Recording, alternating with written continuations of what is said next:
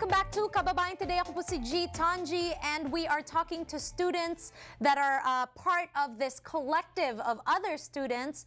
SC Pasa is here, as well as Samahang Pilipino. Of course, I'm wearing my UCLA shirt. Proud. But let's get to know what the issues are of the Filipinos that are American in the college level. What are the issues that are important to them? Zach, can you share with our kababayans out there what are the people discussing in the college campuses who are Filipino? What is important to them? Right. So SC Pasa has worked really hard this year to make sure that at the very least, college campuses have a space for Filipino Americans to feel comfortable in that there are issues that are out there, but a lot of students, Filipino Americans especially, don't feel like they have the necessary voice to put out whatever it is the issues are. And so it has been SC Pasa's mission for the past year to make sure that these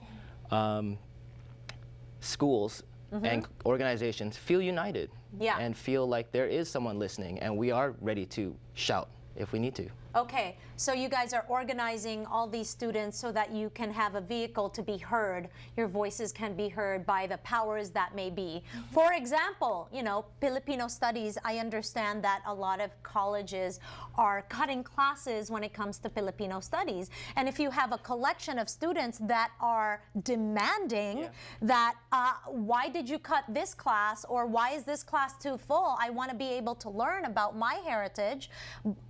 Then at least you're able to, you know, represent yourself as a united front, right? And that's really important, because this is when they're going to listen to you to actually say, yes, let's bring back Filipino studies.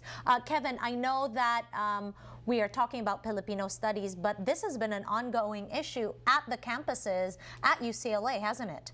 Yeah, you know, the fight for Filipino studies is, you know, part of a larger movement for colleges to start offering more culturally and ethnically relevant studies. You know, there's been a lot of studies showing that ethnic studies and these type of classes really help empower students to take a hold of their education and be able to succeed academically. And, you know, as college students, especially having our Filipino moms and dads coming over here to build better opportunity for us to get a better education. Our universities are really, really important resources for all of us, and we want to be able to academically succeed and to academically feel like we're being engaged by what we're learning. Okay, so what can we do as viewers to help in this movement to push Filipino studies in campuses in Southern California? Well, I think one thing that a lot of Filipino Americans growing up in college is they just don't hear about the rich history that we have. So one thing that I encourage for a lot of Filipino American youth and their families is just to talk. Listen to the stories that your mom and dad have to say about what they did, what they had to go through growing up, what it would have been like to live through like the Marcos era, what it would have been like to live through. And so those stories and that culture that we have through our family and through our grandparents gets instilled through our kids. And you know, it's a problem that I think that a lot of Filipino Americans don't talk to their parents, don't talk to their grandparents, and don't get to listen to the stories of what it was like to grow up in the Philippines and how that impacts us as second generation, 1.5 generation Filipino American students. Okay, you heard it. Straight from a student. Mag-usap tayo. Let's communicate. Let's talk about stuff. You know, usually I had a panel just recently about, did your parents grow up saying, I love you, anak? And they were like, no, not really. So, you know, it's time that we communicate with the younger generation. I grew up in a generation where children were only seen, not heard. You were a kid, you don't talk. You don't talk back. But you know, times are changing. We need to communicate with each other, because it's important what these people are going through, especially on the college level.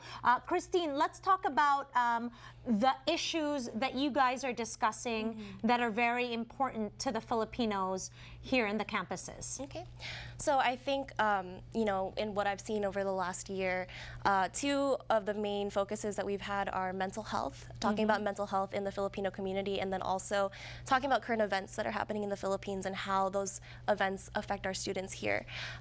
You know, not too long ago, Typhoon Haiyan came and we had a student who couldn't contact her sister for about a week or so.